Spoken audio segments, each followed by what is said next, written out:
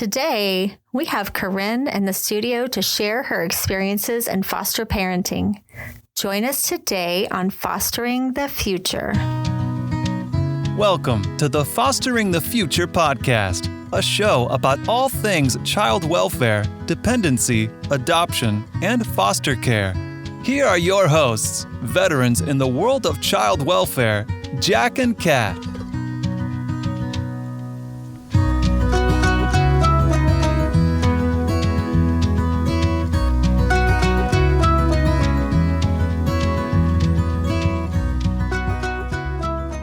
We believe that every human has incredible and equal value regardless of what side of the courtroom we sit on. We hope that everyone feels welcome and accepted here on Fostering the Future.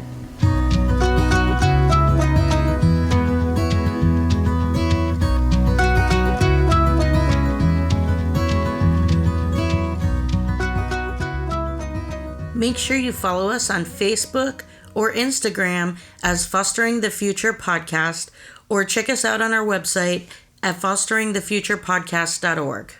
This is Jack, and I'm here with Kat, and today we have foster mom Coryn joining us, and we are so excited to have you here with us today. Welcome. Thank you. So, Coryn, let me ask you a very serious question. What is your favorite drink at Starbucks? I like a venti iced coffee with oat milk and 2 pumps of vanilla. I'm a fan of the oat milk. I've found that they have not had them in stock lately. Have you? So I had quit Starbucks until they got oat milk again for the first time. And if they're out of it, I don't get myself anything. I just, my husband loves to have like fun creamers in the house, like for his coffee, because that's like the main thing he drinks. And I kind of cringe at like the chemically ones that that he prefers. And this week I got an oat milk creamer that's just oat milk. Nice. And he was like, "What is this? It's amazing. I love it." And I'm like, yes. Nice. So now that's what I've been buying. Perfect. It makes everything taste like cookies. Can you tell us what your first experiences were with foster care? Like, did you know any foster kids or social workers growing up or anything like that? No. So my husband and I, we were going to do international adoption, and we were in the process of it for, I would say, about a year. And then it fell through. So when it fell through, we were about $15,000 in the hole at that point. Gosh. And so the adoption agency that we were going through, they asked us if we wanted to move to, don't remember what country, but it was a country in Africa. And we weren't interested in it at that point. I had learned a lot about international adoption and the ethics behind it. And there was a lot that we disagreed with at that point. So once that fell through, we kind of just saw it as a sign of like, okay, we're not doing this. And I had learned a lot about the needs of foster care specifically in Florida in that time frame. So like foster care had kind of been nagging on me while we were going through the international adoption process. At that point, we were kind of like, okay, where do we go? Like, we're $15,000 in the hole. Like, 5,000 of it would have gone towards an adoption in Africa. So we were kind of like, okay, where do we go from here? And we were like, let's try out foster care. Like, let's try it out. And everything we learned from it, cases last a year. That's like what we heard. So I was like, we can try it for a year. Like, we'll try it for a year. And if it doesn't work, no harm, no foul. Still dealing with the first case we had that started 2.5 years ago. So like, joke's on us. Oh my goodness. How long have you been a foster parent? 2.5 years. 2.5 years. Yeah. Oh my goodness. Okay. And how many placements have you had? We've had 8 placements. Okay, so you're still dealing with that first placement, but you had other placements in the interim. Yes, we've had 10 placements. And so we've had 4 long-term placements and 4 temporary placements. I have a question for you. We had a listener send us a message on Instagram this week. She's becoming a licensed foster parent. And she wanted to know, she has a profile of 0 to 18, kind of leaves a pretty big gap on not knowing what to expect to be coming to your home. And she was asking us, what would you recommend we do to prepare our home for it? She already had like a bed and cribs and stuff like that. Do you have any suggestions for her? I think it would depend on if she's planning on doing long-term placements or short-term placements. Like we had from the beginning the goal of doing long-term placements. I was very over-prepared.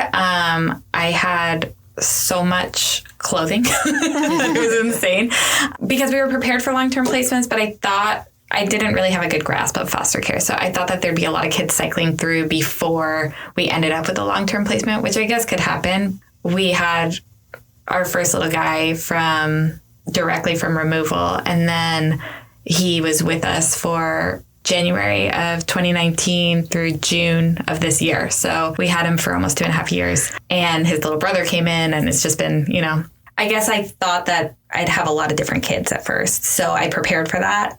Within 3 months, I got rid of so much girl clothes because I'm like, why do I have all this baby girl clothes taking up my space? So I guess anything that a kid needs, you can really get from the time placement calls you to the time the kid comes over. Like Walmart and Target are open pretty late. So not as late as they used to be. Not as late as they used to be. Like COVID's really thrown a wrench. But like when we got our little guy's little brother, that was almost I guess 1.5 years after we got him. And I was so much more minimal by that point. Yeah. Like I literally went and I bought like 7 onesies. So, like all this stuff. So I guess less is more. Now the room that I use is like the nursery room. It's so much more bare bones than what I had before. Like it's very neutral. There's not much in there. I have a IKEA bed, the one that can be turned upside down. And like the bunk bed? Yes. Yeah. It's like it can either be, loft bed or... like one of those in each of my kids' rooms and like 3 of them in my storage room. Those are the best. Those are the best. Because like when you have it set up as a bunk bed, right? The bottom is like pretty much on the floor. Yeah. Like you put a little thing under it and it's a mattress pretty much on the floor.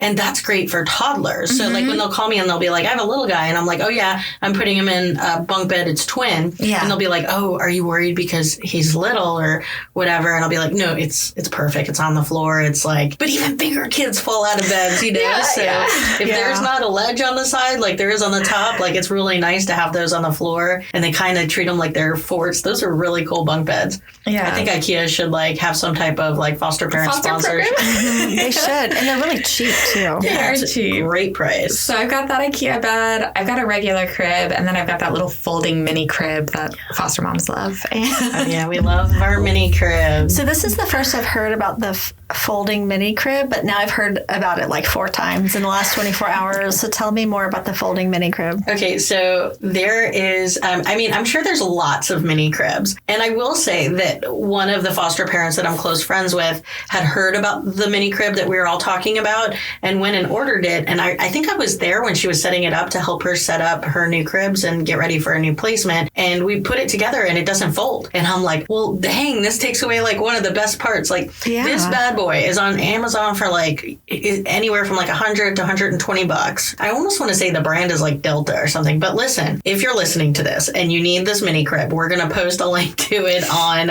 our show notes and our website, fosteringthefuturepodcast.org. This is probably the thing that I appreciate the most when I'm taking babies, because who needs a big old crib for a baby? Like, have you ever seen them stretch out and take up the space of the whole? You know what I have seen? I've seen moms get in the crib with their babies. Like, really? I mean, cribs are so big, you do not need all that room. It's true. I mean, I've definitely not gotten in the crib with my babies ever. I would definitely be scared I'd break cribs it. Cribs are huge. I've gotten in the crib with the babies. You have?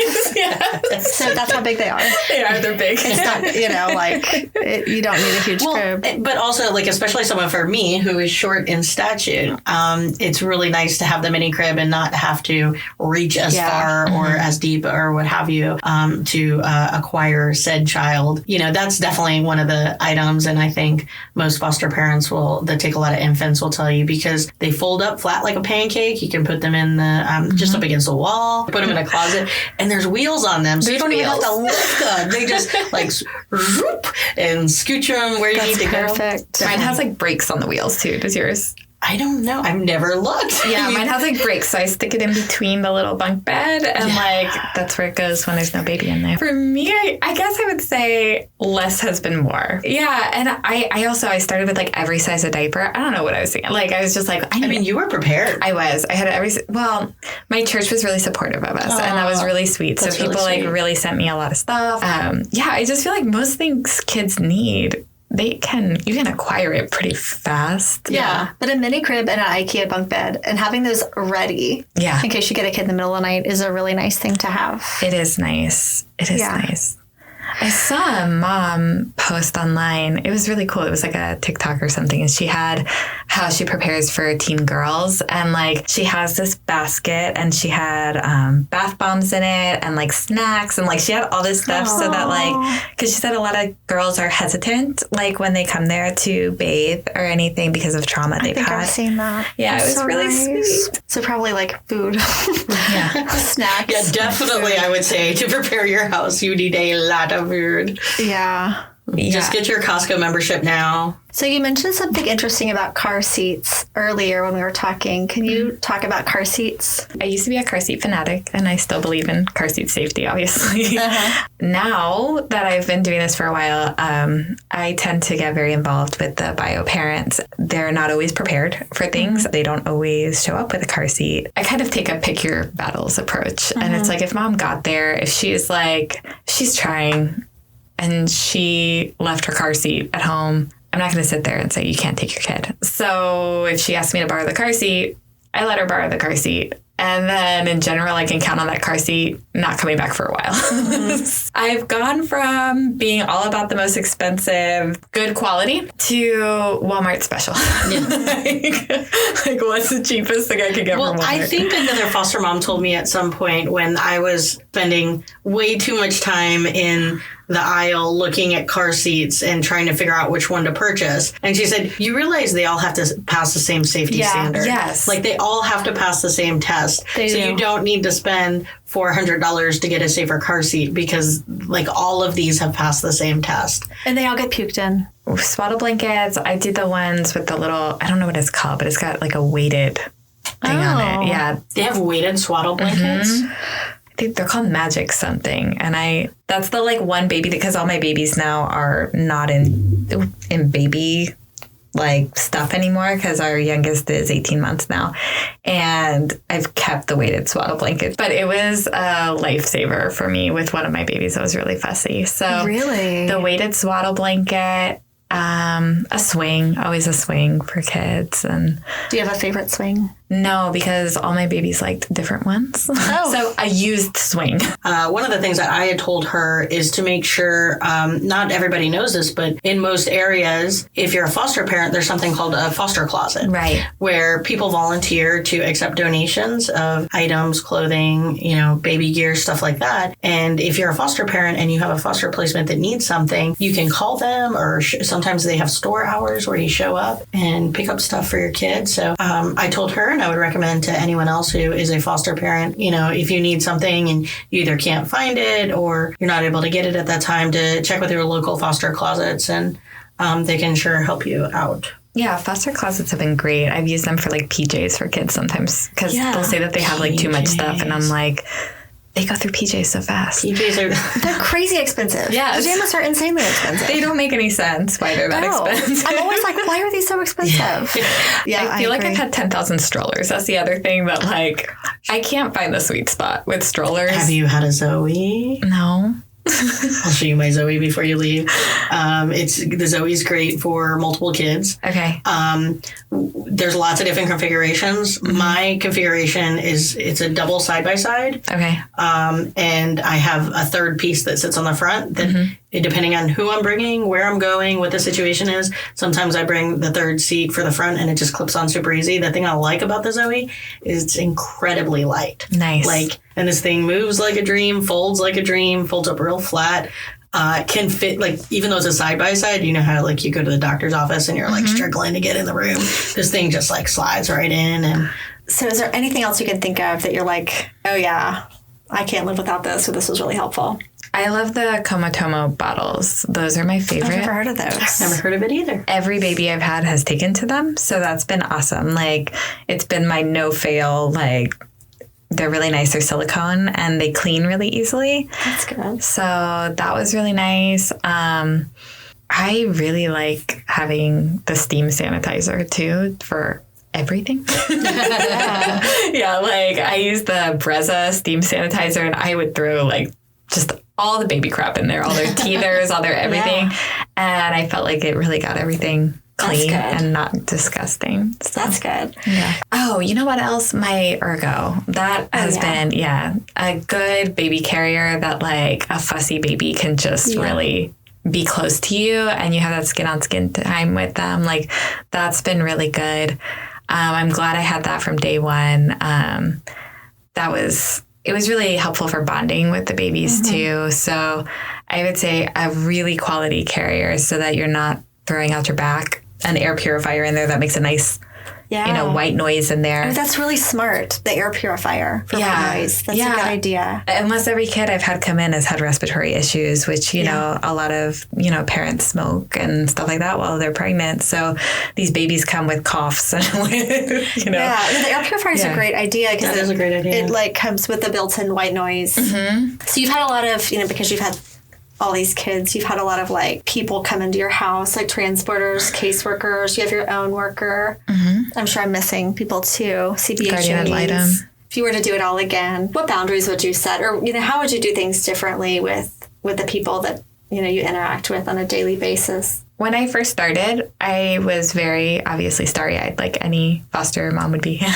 So I had it in my head, like I knew from the beginning that I wanted to. I had the foster the family mentality. So I was like, I'm going to be a bridge between these kids and the bio parents. Like that was a very important thing to me. I had volunteered in the juvenile delinquency centers and I knew that like most of those kids are just a few years away from having babies and their babies being removed too, or are already pregnant and are already in that situation. So far for me, every single child I've had, their mother has also aged out of the system prior to giving birth. So you're dealing with like really multi-generational things here. So I had that in my head at the beginning and I'm like, I'm going to transport, I'm going to supervise visits, I'm going to do all of these things. But I didn't realize I'm not a therapist. I'm not qualified to deal with adult trauma and stuff. So I guess I kind of had more of a starry expectation of how that was going to go. I also had the naive expectation that a 33 at the time, I would be perceived as young by these young moms, and I am old enough to be their mom in their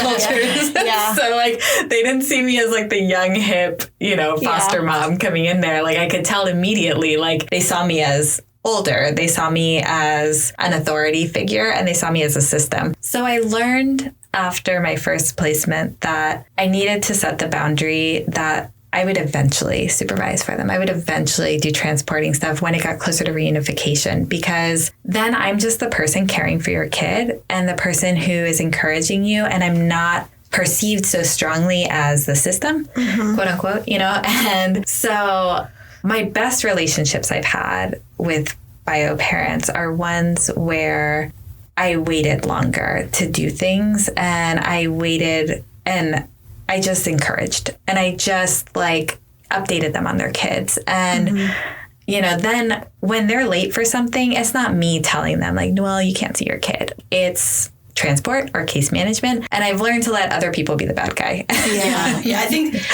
because that co-parenting role that we have with them is so important really for the kids.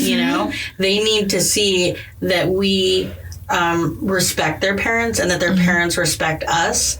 And when all they see is like tension, even if nothing is ever said in front of the kid, you got to do whatever we can do to create positive relationships for the kids in our home. But what I found, because I just wanted to be the good guy in the beginning, and then I realized we're not just having an experience together. We're supposed to be helping you grow to be a better parent. Yes. And I think that's what, and that's why I felt like I needed to start holding them more accountable. Like, if you're late, I'm not going to show, I'm going to go. You have, what is it, like 15, 20 minutes is whatever the legal thing is that we're supposed to wait, and then we can leave. I started leaving then. Because I realized I need you to learn that you need to do certain things and be capable of certain things if you want to parent your kid. Like, if you want to parent your kid, you need to show up certain times, because when they're living with you, you need to show up. You need to be timely for things. Obviously, there's always exceptions. Either you don't respect other people's time or you're not taking this seriously. And I need you to take this seriously, because this is your kid. I want them to come home to you. And you need to start learning habits and you need to start acting more responsibly. And part of that is showing up on time for your visits. You know, if I'm taking care of your kid 7 days out of the week and your job with your kid right now is showing up for a couple hours on whatever day it's set up, you should show up on time when you're showing up, and it should be appropriate. So on the other note that you pointed out about waiting, that's something that it took me some time to learn because I was so excited to meet, like, this is their kid, this is their parent. I want to meet them. I want to start right away and create a relationship with them. And what I started to figure out is that when I did that, I was coming in when they were in a moment where they were super overwhelmed, where their whole life had just been flipped upside down, this horrible experience, you know, whatever their cause in it, it doesn't make it any easier that they just lost their kid. Right. Right. And everybody that interacts with them right at the get-go is going to be considered this big lump of, quote, system and the bad guy. Like, so if I reach out to you the day your kid comes to me, you're going to look at me as one of the people that took your kid. Kat, you could speak better to this, but I would imagine for any parent who has their child removed, they're in a state of trauma. They're in a state of probably fight or flight. Their brain is probably not working. Yeah. Even if we're not looking at any mental health concerns, even if we're not looking at a drug history, their brain is not, nobody's brain could function properly when your kids were just removed and you've been through whatever the trauma was that caused the removal, right? Absolutely. So that being the case, that's not the time to step in and be like, hey, I'm your kid's foster mom. Let's be friends, you know, because then I'm lumped with this system. Yeah. And no matter how I come at them, no matter how kind and compassionate and not judgmental I try and approach them, I tend to get a lot of aggression back if I approach them too soon. If I give a little bit of time so they can start figuring out what's going on. And I'm happy to provide pictures right away and everything because I think it's hard when you don't know where your kids are and they're in this system.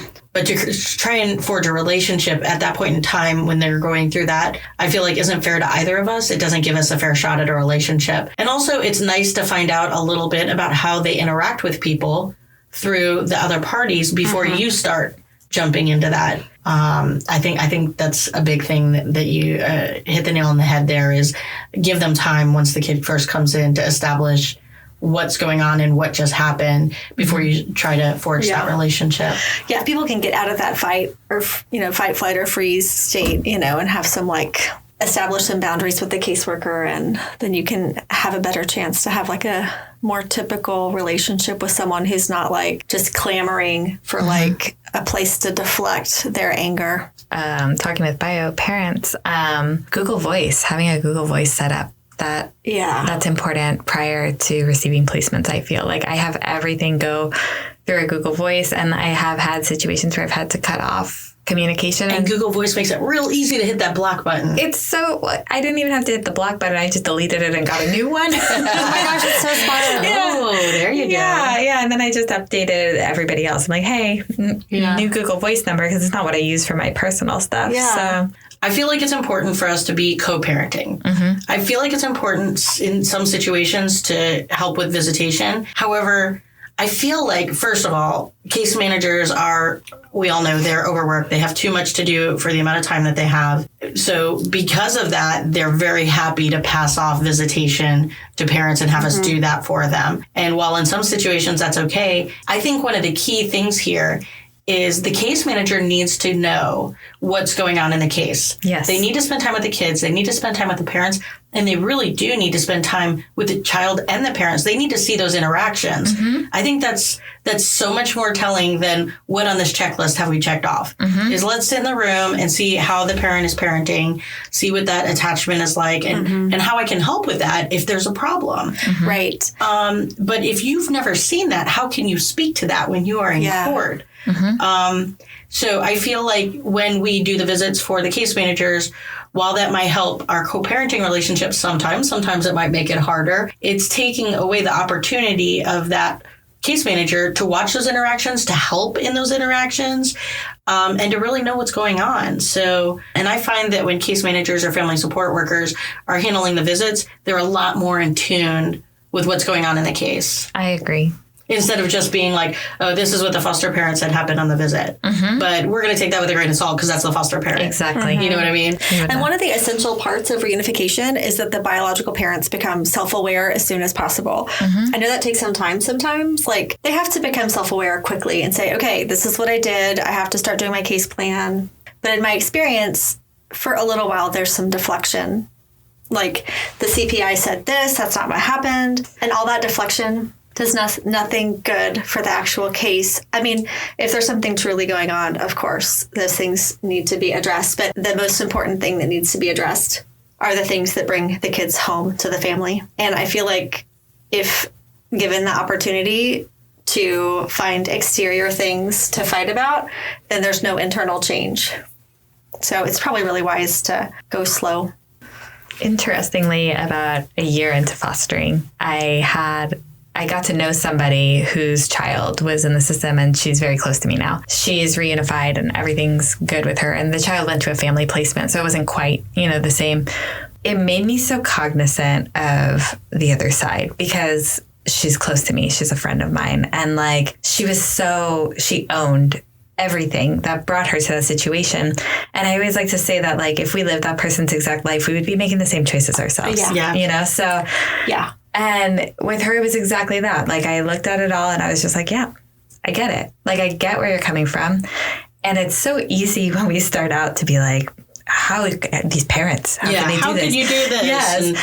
And it made so much sense. I'm so used to talking to people who have no idea what it's like to be in the system, or what anything is like in the system. Yeah. So really, whatever narrative I say is the narrative they hear. It was interesting for me to talk to somebody who was working a case plan and really having to introspect and really having to think about how I narrate what's going on. Like when she was asking me questions about it, being really respectful of their mother, which that should have been always, no matter what. But, as foster parents, sometimes it's hard. We get frustrated, and it really taught me to be so respectful of where she was at because she's going through the same thing, totally different scenarios. But still, the way I speak about any of my kids' parents, she's going to feel like I would think that about her. And I didn't, I saw her and I knew her story and I knew what she was going through. And I was so 1000%, nothing in me would have ever been like, oh yeah, just let the foster parents adopt your kid. Like everything in me was like, no, you work hard. You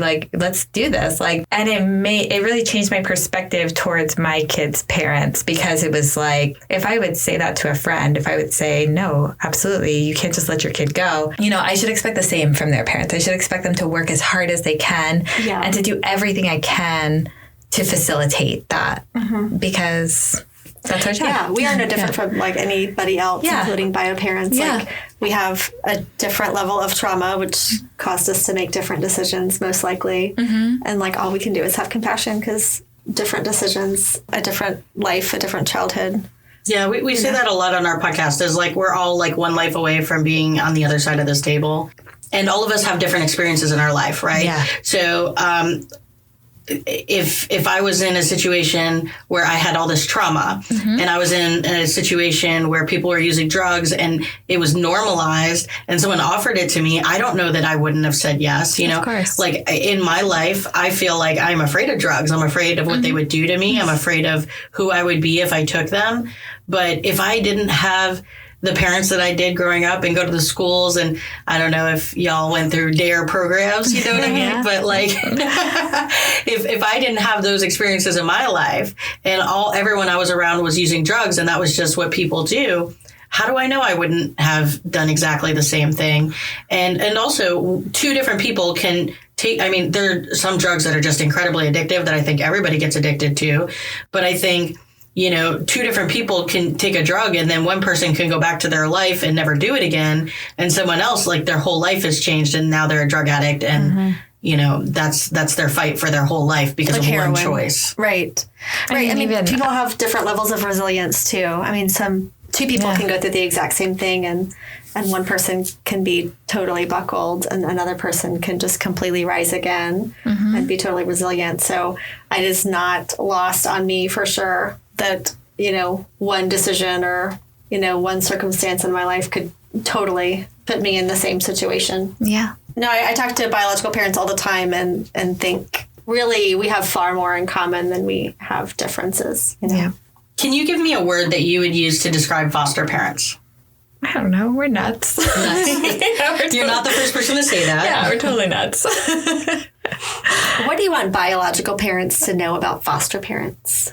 For the most part, we're truly doing this out of love for children, a desire to fill in the gaps when they're not able to, that we're not trying to be their parent. We're trying to be a parent for them while they're not able to. What is your self-care routine to combat trauma fatigue from secondary trauma that we all experience from working with kids and parents who've had trauma? I am very big on self-care, but I also can acknowledge that some of the stuff I do would not be feasible for most people. So I've always been this way where I like to travel by myself. Sometimes I need to just do my own thing and away from my husband, away from my kids, everything. And I feel it coming with me. I'm like, oh my gosh, if I don't leave soon, I'm going to lose my mind. So since I've fostered, I've gone to Italy by myself. Wow. and I've gone to Nashville, to visit my cousin. So those are kind of things that I understand are not the norm, but that's what you do. But that's what I do. I leave. I run away. So nice. I do that too, but I'm divorced, so I can do that. But I went to Iceland alone. Yeah. I like to go places alone too. Yeah. That's really nice. I take care of my skin because I used to be an esthetician. So I have a routine in the morning and at night that I feel is very meditative to me. And I make time with my girlfriends and with my husband. We make sure we do date nights and stuff like that. So what are the biggest struggles you face as a foster parent? The lack of knowing what's going on. I'm a big planner. It's the unknown. It's not knowing if I'm going to get a call while I'm in Orlando or somewhere, and not knowing it feels like I'm on call all the time, even though I can set boundaries, and I do for the most part, but there are certain boundaries that sometimes I have to just let go depending on the scenario. So I think it's the unknown. I make the parents know that I'm there for them no matter what. So sometimes, there's been times where I've stopped. I got off a paddleboard with my family and I get to the car and I have 35 missed calls and I'm like, what's happening? Oh my gosh. So it's just stuff like that it's you never know. You never know. Yeah. What do you think the community can do to prevent more kids needing to come into care? That's really hard, I think, because I think most people that would be concerned about it are not in any kind of proximity to people whose children get removed. I think that's actually really insightful, because I think that's the answer. Saying you should have more proximity with people like that. It's probably not going to happen. We're just in such different cultures. And because we do provide a lot of support to foster parents in various capacities, but we do need to do a better job providing support to families who are at risk of removal. But you're right, the proximity is not exactly there. What are your personal goals to make positive change in our community? So one of my personal goals is to continue being a resource for my currently reunified families so that they can be lasting reunifications. Thank you so much. You're welcome. Thanks for having me. We really appreciate it. Thanks. Thank you so much for joining us today. Make sure you subscribe and follow us on social. We hope that you join us again next time and keep on fostering the future.